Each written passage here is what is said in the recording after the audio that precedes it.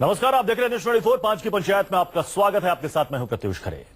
UP चुनाव में बयानों के तीर शमशान, कब्रिस्तान, बुरके से होते हुए मुस्लिम आबादी तक पहुंच गए। बीजेपी नेता और केंद्र में मंत्री गिरिराज सिंह ने मुसलमानों की बढ़ती आबादी को मुद्दा बनाते हुए यह कह डाला कि हिंदुस्तान में मुस्लिम की जनसंख्या इतनी ज्यादा है कि उन्हें अब अल्पसंख्यक से बाहर होना चाहिए। साथ ही यह भी जोड़ दिया कि अगर जनसंख्या नियंत्रण कानून नहीं बना तो हिंदुस्तान का हाल यूपी के कैराना जैसा होगा। विपक्ष इस बयान को यूपी चुनाव में बीजेपी की ध्रुवीकरण की राजनीति बता रहा है। 5 की पंचायत में आज हमारा सवाल है कि मोदी के मंत्री ने क्यों कहा मुसलमान अब अल्पसंख्यक नहीं रहे, और सवाल यह भी कि क्या मुस्लिम आबादी पर बयानबाजी की वजह चुनाव है। 2 दिन पहले तो प्यू रिसर्च ने कहा है कि आने वाले दिन में दुनिया का सबसे बड़ी जनसंख्या वाला देश मुस्लिम देश भारत होगा। तो मेरा मानना है कि अब भारत में इस पर बहस होनी चाहिए और बहस होकर के अल्पसंख्यक, मेरा तो व्यक्तिगत है कि अल्पसंख्यक के दायरे में जिनका जनसंख्या 15% 20% हो जाए, ऐसे लोगों को अल्पसंख्यक के दायरे से हटाना चाहिए। तो गिरिराज सिंह का बयान आपने सुना, साथ ही विरोधियों का भी बयान आपने सुना। इसी पर हम बहस करेंगे। हमारे साथ हैं विजय सोनकर शास्त्री जी, बीजेपी के स्पोक्सपर्सन, अबू आजमी साहब, समाजवादी पार्टी के नेता प्रवक्ता, उमेश सिंह जी, बीएसपी के नेता, और मौलाना मोहम्मद साजिद रशीदी जी, प्रेसिडेंट हैं ऑल इंडिया इमाम एसोसिएशन के। विजय सोनकर शास्त्री जी, क्या चुनाव के दौरान यह बयान जानबूझकर दिया गया, पोलराइजेशन को ध्यान में रखते हुए? प्रत्युष जी, अव्वल तो यह है कि गिरिराज जी ने जो बातें कही हैं ये उन्होंने अपनी विचार रखा है और इस संदर्भ में पार्टी ने अपना स्पष्टीकरण भी दे रखा है। लेकिन जहां तक जनसंख्या की बात है उस पर मेरा अपना भी मत है और मेरी पार्टी का भी मत है कि भारत में निस्संदेह जनसंख्या वृद्धि एक समस्या के रूप में देखा जा रहा है और इसके लिए जनसंख्या नीति नियंत्रण नीति तो बननी ही चाहिए। ऐसा करके हम लोग ठीक है, जनसंख्या नियंत्रण पर नीति बननी चाहिए, ये बात समझ में आती है विजय जी। लेकिन ये कहने की क्या जरूरत है गिरिराज सिंह को कि कहते हैं कि अगर जनसंख्या नियंत्रण कानून नहीं बना तो हिंदुस्तान का हाल यूपी के कैराना जैसा होगा। अब ये जनसंख्या नियंत्रण और कैराना कहां से आ गया? जो हुआ है वो दुर्भाग्यपूर्ण था। कैराना में जो हुआ वो तो देश ने देखा और प्रमाण के साथ उसको दिखलाया भी। कौन सा प्रमाण विजय सोनकर शास्त्री जी जरा बताएंगे? कि वो एक नहीं, आप लोगों ने वहां दिखलाया नहीं कि जिस तरह से पलायन हो रहा था, जिस तरह से एक अरे आप ही के सांसद हुकुम के साथ जबरन आप ही के सांसद शादी होती थी। हुकुम सिंह अपने बयान से पलट गए। वो आज की तारीख में कहते हैं कि कैराना में पलायन का मसला सांप्रदायिक नहीं था, अपराध से जुड़ा था। एनएचआरसी की रिपोर्ट भी कहती है कि कैराना में पलायन का मुद्दा हिंदू मुस्लिम का था ही नहीं, अपराध से जुड़ा था। तो किस प्रमाण की बात करते हैं आप? नहीं, ये बात वो कह रहे होंगे, मैं तो नहीं समझता। लेकिन हम लोगों से जो उन्होंने बात कहा था, व्यक्तिगत तौर से हमारी भी उनसे बात हुई थी और उन्होंने जो बात कहा था मैं उनकी वो ही बात कहना चाहता हूं कि उन्होंने कहा था कि इस प्रकार की घटना हो रही है, वहां पर लोग भाग रहे हैं, लोग खुल करके मीडिया के सामने आकर के आप लोगों ने उनका बयान लिया है और आप लोगों ने दिखाया सर। इसलिए कैराना में जो पलायन हुआ था उस पर आप शंका करना, जहां पर वो ये कह रहे हैं किसी के बस की बात नहीं है, पलायन का मसला हिंदू मुस्लिम का है ही नहीं। अबू आजमी साहब, क्या आपको नहीं लगता कि ये सब कुछ ध्रुवीकरण को ध्यान में रखकर किया गया बयानबाजी? वहां पर प्रत्युष विजय जी और भी मेहमान हमारे साथ। कैराना में जो घटना हुई है उसके संदर्भ में तो काफी खुलासा हो चुका है, इसलिए वो हिंदू मुस्लिम की बात नहीं है। बात तो वहां ये कि किस तरह से वहां पर एक वर्ग विशेष के द्वारा जो अत्याचार हुआ था, जो उनको थ्रेटनिंग दी गई थी, जो उनके साथ घटनाएं हुई थी। ठीक है विजय सोनकर शास्त्री जी, आपने अपनी बात रखी। हमारे साथ और भी मेहमान हैं, हमारे साथ और भी मेहमान हैं, जिससे वो लोग अबू आजमी साहब चले गए थे। अबू आजमी साहब, ये जो बात कह रहे हैं गिरिराज सिंह कि अल्पसंख्यक की परिभाषा दोबारा से तय करने की जरूरत है, आपको लगता है ऐसा होना चाहिए? गिरिराज सिंह को जरा, या ऐसा है? गिरिराज सिंह को नहीं मालूम कि इस देश में 800-900 साल तक मुसलमानों ने राज किया और उस वक्त भी मुसलमान अल्पसंख्यक था और मुसलमानों ने कभी हिंदुओं के साथ घर वापसी या कहीं धर्म परिवर्तन का नाम नहीं लिया। 900 साल बाद आज भी मुसलमान इस देश के अंदर अल्पसंख्यक ही है। उनको लगता अर्थमेटिक नहीं आती। अगरचे आज भी पार्लियामेंट में इलेक्शन होता है अर्थमेटिक तो आपको नहीं आती 547 अबू की सीट साहब। में, हिंदुस्तान में कन्वर्जन कैसे हुआ, नहीं जरा आती इसका भाई? इतिहास तो देख लीजिए। 59 हिंदुस्तान में तलवार के नोक पर 49% धर्म परिवर्तन कराया गया है। All Muslims, all Christian, they are converted, not majority होता इम्पोर्टेड, है, विदेश से नहीं आए हैं। माइनॉरिटी में फर्क नहीं मालूम आपको। 5 पीढ़ी पहले अगर किसी भी मुसलमान क्या चले जाए, उनके परिवार को देखे तो वो हिंदू ही दिखाई देंगे। फिर उत्तर प्रदेश में मुसलमान अल्पसंख्यक नहीं है, तो अगली कोर्ट में जाने के बाद ये फैसला हो गया कि यूपी में मुसलमान अल्पसंख्यक है। ये सब ध्रुवीकरण करने का और सिर्फ पोलराइजेशन करने का, इस देश के भोले भाले लोग जो गांव में रहते हैं उनको जो है बेवकूफ बनाकर वोट लेने की साजिश है। आपने नहीं देखा है कि राजेंद्र सच्चर कमेटी की रिपोर्ट क्या कहती है? इस देश में मुसलमानों की हालत क्या है? कौन पलायन कर रहा है? पलायन मुसलमान के जैसे कोई करेगा? ये कभी हो सकता है क्या? मजाक कर रहे हैं आप लोग? मनमोहन इस सिंह तरह का की भी बातें करके रिपोर्ट लोगों को देख बेवकूफ बनाने लीजिए, की जो कोशिश कर कहते रहे हैं कि केवल मुसलमानों का ही अधिकार है। सारी की सारी झूठ का पुलंदा है।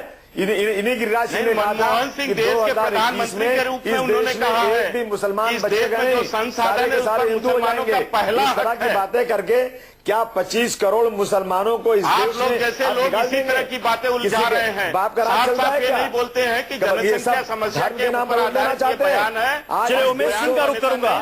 उमेश सिंह जी, आपको भी ये लगता है कि मुसलमानों को वोट बैंक की तरह इस्तेमाल किया जाता है? इतना बड़ा उमेश सिंह जी, आदमी और जो बात यहाँ पर गिरिराज सिंह कह रहे हैं कि 2050 तक मुसलमानों की आबादी हिंदुस्तान में सबसे ज्यादा हो जाएगी। उमेश सिंह जी, यूज किया गया है। तो उमेश सिंह जी, की चीजें कर रहे हैं। यूपी चुनाव के वक्त दिया गया ये बयान बिल्कुल क्या ये ध्रुवीकरण की तरफ इशारा कर रहा है? सिर्फ ध्रुवीकरण है। क्योंकि इन लोगों का केवल भाजपा का केवल हर बार में एकदम कुछ न कुछ इनको यही सब स्टंट बोलते हैं। जिस तरह से आप बोल रहे हैं, गिरिराज जी बोले, आपने जो है अभी उनका सुने हैं, साक्षी महाराज के सुने, खुद प्रधानमंत्री जी के बयान इस तरह के आए हैं कि आप जो है, हमको लगता है कि चुनाव आयोग बिल्कुल लाचार हो चुका है, कोई डर नहीं रह गया है, कोई चीज नहीं रह गया, आचार संहिता की जबरदस्त धज्जियां उड़ाई जा रही है। की बात हो रही है तो शमशान डेवलपमेंट की बात कभी नहीं की है पूरे चुनाव में। लेकिन उमेश सिंह जी, आपकी पार्टी पर और आपकी पार्टी के सुप्रीमो पर भी ये आरोप लगा है। जिस चुनाव आचार संहिता की बात आप कर रहे हैं उमेश सिंह जी, आपकी बीएसपी पर और आपकी पार्टी के सुप्रीमो पर यह आरोप लगा है कि जिस दिन उन्होंने ऐलान किया, बकायदा ये कहकर ऐलान किया मुसलमान शब्द का इस्तेमाल करते हुए कि हमारी पार्टी ही सबसे ज्यादा मुसलमानों को टिकट दे रही है, और हमारी पार्टी ही, बकायदा मुस्लिम शब्द को उन्होंने कोट करते हुए कहा कि हमारी पार्टी ही मुसलमानों की सच्ची हितैषी है। तो फिर ये ध्रुवीकरण नहीं है क्या? आप उस समय आप उस समय का स्टेटमेंट देखिए, कितने जब पूछा गया है कि आपने क्या किया है, मैंने बताया जब भाजपा ने किस तरह से 25-125 करोड़ की बात करती है और 25 करोड़ लोगों के ऊपर अब विश्वास करती है, और उसके बाद जो है किस तरह से जो है सपा ने अपमानित किया, बार बार उनको चाचा लाता था, भतीजा निकालता था, उसके ऊपर पूछा गया था, तब ये बयान दिया था। मैं खुद भी दिया था इस बयान को। आपका यह आरोप है कि बीजेपी हिंदुओं की बात करती है तो सांप्रदायिक है, सम्मान किया, लेकिन वही बीएसपी जब मुसलमानों की बात करती है तो सांप्रदायिक नहीं है। जी बिल्कुल नहीं। अगर कोई किसी को अपमानित किया जा रहा है तो उसके सम्मान के लिए बीएसपी सर्वजन हिताय सर्वजन सुखाय की बात करती है, हर जात की सम्मान करती है, हर जात की बात करती है। चुनाव आयोग के निर्देशन का उल्लंघन है। मौलाना मोहम्मद साजिद रशीदी जी, आपने इस बहस को काफी देर तक सुना, आप ये बताइए कि ये इस बयान को लेकर हम ये कहें कि गिरिराज सिंह की तरफ से नया बयान है, इससे पहले भी वो मुस्लिम जनसंख्या और आबादी को लेकर, चाहे वो आदित्यनाथ हो, चाहे वो साक्षी महाराज हो या फिर तोगड़िया हो, इस तरह के बयान वो देते रहे हैं। लेकिन चुनाव के वक्त अगर इस तरह का बयान आता है तो कहीं ना कहीं विरोधी तो कहेंगे कि साहब ये बिल्कुल पोलराइजेशन की तरफ इशारा कर रहा है। लेकिन जब वो ये कहते हैं कि जनसंख्या नियंत्रण को लेकर एक नीति होनी चाहिए सबके लिए, तो क्या इसमें वो गलत है क्या? मैं राहत इंदौरी के एक शेर से शुरू करता हूं कि आज जो साहिब मसनद हैं कल नहीं होंगे, किराएदार हैं जाती मकान थोड़ी है, और सभी का खून शामिल है इस मिट्टी में, किसी के बाप का हिंदुस्तान थोड़ी है। मैं इन लोगों से ये पूछना चाहता हूं कि इनको सिर्फ मुसलमान, कब्रिस्तान, लव जिहाद, राम मंदिर, बाबरी मस्जिद, यही चीजें याद हैं? 3 साल इनकी सरकार है, 3 साल में अगर एक काम सबका साथ सबका विकास के नाम पर इन्होंने किया है, तो ये साफ गिनवा दे जो बीजेपी के प्रवक्ता बैठे हैं। इनको शर्म नहीं आती इस बात पर। सुन लीजिए, एक मिनट सुन लीजिए, आपकी औकात का पता चल जाएगा। सुन लीजिए, आप सुन लीजिए। अरे सुनने की क्षमता तो रखिए। जब आपके पास कोई जवाब नहीं होता तो बिला वजह बोलना शुरू कर देते हैं। सुन लीजिए, सुन लीजिए। मैं ये चाहता हूँ इस देश में नफरत की राजनीति क्यों खत्म नहीं होती? इस देश में मुसलमान के खिलाफ जो प्रोपेगेंडा चल रहा है वो खत्म क्यों नहीं होता? क्या हम इस देश के वासी नहीं है? क्या हम इस देश को बनाने में हमारा योगदान नहीं है? हमने 90,000 उलमाए कराम ने कुर्बानियां दी हैं इस देश के लिए। जब जरूरत पड़ी गुलसिदा को तो खूब हमने दिया। जब बाहर आई तो कहते हैं तुम्हारा काम नहीं। आज हमारी आबादी पर भी आप कुछ लगाना चाहते हैं और आपको ये डर पैदा हो गया कि मुसलमान अगर तुम्हारे बराबर हो गया तो कहीं ना कहीं हिंदू पर वार होगा। अरे ये तुम्हारी घटिया सोच है मेरे भाई। मुसलमान तो इस देश को बनाने के लिए सोच रहा है। मुसलमान इस देश में अमन के लिए सोच रहा है। ये क्या बारूद बिछा दी तुमने धरती पर? हम तो अमन का शहर बसाने वाले थे।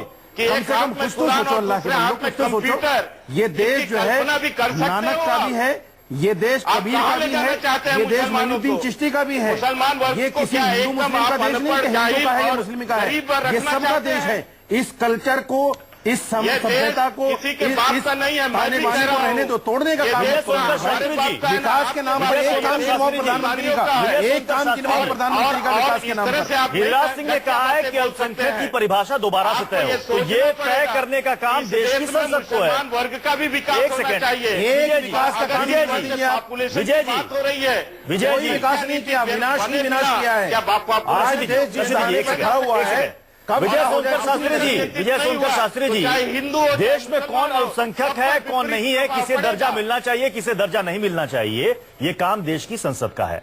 नहीं, और केंद्र में सरकार आपकी है, अल्पसंख्यक मंत्रालय भी चल रहा है। ये योगी आदित्यनाथ करेंगे, साक्षी बीजेपी के तमाम नेता इन बयानों से कन्नी काट लेते हैं, किनारा कर लेते हैं, लेकिन गिरिराज सिंह को बोलने के लिए छोड़ भी देते हैं। इसका क्या मतलब निकाला जाए? नीति की बात की जा रही है तो इस पर कन्नी काटने की क्या आवश्यकता है? मैंने तो साफ हमने शाहनवाज हुसैन की बाइट हमने दिखाई, वो कह रहे हैं कि मुझे इस पर कुछ नहीं कहना। और इस देश में केवल भारतीय जनता पार्टी की ये सोच नहीं होनी चाहिए, ये सोच सभी पार्टियों की होनी चाहिए कि जनसंख्या एक समस्या है और उसको कैसे नियंत्रित किया जाए, उस पर इसे एड्रेस कीजिए।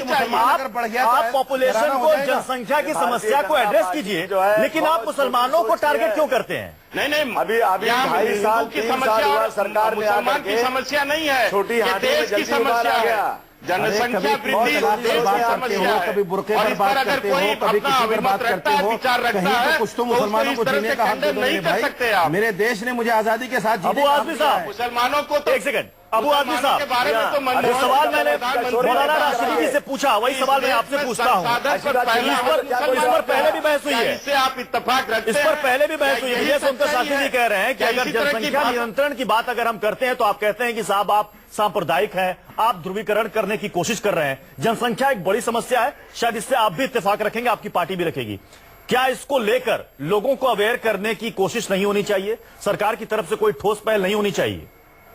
सुन लीजिए जी, इसका 2 जवाब सुनिए आप। हाँ। इस देश में गरीबों की आबादी ज्यादा है, अमीरों के बच्चे कम है। जो समाज के गरीब मुसलमान हैं उनको पहले आप एजुकेटेड कीजिए, उनको जो है नौकरी दीजिए, उनका विकास कीजिए। बिल्कुल। उसके बाद मुझे लगता है कि अपने आप इस देश के अंदर आबादी में कमी जरूर आएगी। और इस पे ये एक नेचुरल मामला है, ये किसी को जबरदस्ती नहीं किया जा सकता। हाँ। लेकिन एक समुदाय 25 करोड़ लोगों का विकास नहीं होगा, एजुकेशन नहीं मिलेगी, तो आप देखेंगे ये सब समस्या रहेगी देश के अंदर। क्या यहां से जुड़ी है? बिल्कुल नहीं, झूठ है, झूठ है। ये सिर्फ और सिर्फ पोलराइज किया जा रहा है। और ये क्या, ये बहुत छोटे लोग हैं, इनकी सोच बीजेपी की बहुत छोटी है। कहते हैं ना, छोटी हांडी में जल्दी उबाल आ गया। 2.5 साल नहीं हुआ अभी सरकार में, दिमाग हो गया तभी तो हम छोटे लोग हैं, छोटे लोग नहीं कहा कि एक हाथ में कंप्यूटर होनी चाहिए और एक हाथ में कुरान होनी चाहिए, ताकि गरीब पढ़ लिख करके आगे बढ़ जाए। बकवास करके हकीकत समझ देश को आज अगर मुस्लिम वर्ग के गरीब लोग पढ़ाई लिखाई करके कंप्यूटर तब आप लोगों की बात करते हो, खुद ही लाके कचरा गिरा दोगे। पता चलेगा। उमेश सिंह जी, ये नकली काम बंद करो, उमेश सिंह जी बोलना बंद करो। देखिए, अबू आजमी साहब इससे सहमत हैं। ये कह रहे हैं कि आप विकास की बात कीजिए, आप शिक्षा की बात कीजिए, आप डेवलपमेंट की बात कीजिए, आप हेल्थ की बात कीजिए, अपने आप सारी समस्या दूर हो जाएगी। क्या इस पर बड़ी बहस नहीं होनी चाहिए? जनसंख्या नियंत्रण के लिए इस पर बड़ी बहस नहीं होनी चाहिए। किसी धर्म और मजहब को टारगेट ना किया जाए, लेकिन जनसंख्या नियंत्रण पर फोकस किया जाए। देखिए वो अलग चीज है, ये तरीका हाँ जी नहीं, ये तरीका अलग है। अगर देश को कहीं से किसी को खतरा है तो न पाकिस्तान से है, न कश्मीर से है, न चाइना से है, न किसी और देश से।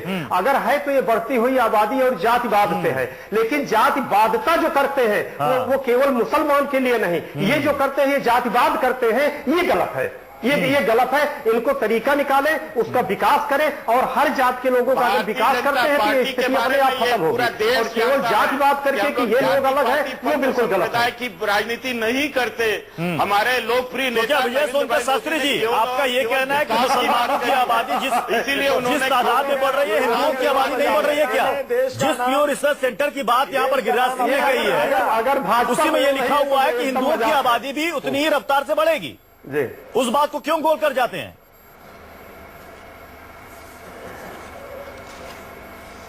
प्रत्युष जी मैं सुन नहीं पाया आपका क्वेश्चन। लोग शोरगुल। जिस रिसर्च की बात गिरिराज सिंह ने कही है कि 2050 तक 30 करोड़ हो जाएगी मुसलमानों की आबादी और देश भर में सबसे ज्यादा मुसलमानों की आबादी यहां होगी हमारे कंट्री में, उसमें यह भी लिखा हुआ है कि हिंदुओं की आबादी भी उसी तादाद में बढ़ेगी। तो इसका जिक्र तो वो गोल कर जाते हैं। नहीं, बिल्कुल देखिए, उन्होंने जो बातें कही हैं, मैं तो जनसंख्या वृद्धि की बात कर रहा हूं, ये जनसंख्या विस्फोट की बात कर रहा हूं। किस तरह से जनसंख्या बढ़ रही है, चाहे हिंदू की जनसंख्या विस्फोट की बात कीजिए, जनसंख्या नियंत्रण की बात कीजिए, कंट्रोल करने की बात कीजिए, लेकिन इस समुदाय को टारगेट मत कीजिए। इसीलिए हम लोग नीति की बात कर रहे हैं। नीति किसी मुसलमान के लिए नहीं होगा, नीति किसी हिंदू के लिए नहीं होगा, बल्कि नीति अगर कैराना का मसला आपके गिरिराज सिंह ने खुद उठाया है, मुसलमानों की बात उन्होंने खुद कही है, भी होगा और मुसलमानों के लिए भी होगा। रशीदी साहब, अब समय की कमी है, इसलिए चर्चा को हमें यहीं पर समाप्त करना पड़ेगा। आप सभी मेहमानों का बहुत बहुत शुक्रिया। समय की बेहद कमी है, इसलिए हमें इस चर्चा को यहीं पर खत्म करना पड़ रहा है। एक छोटा सा ब्रेक लेंगे, ब्रेक के बाद भी न्यूज़ 24 पर खबरों का सिलसिला जारी रहेगा।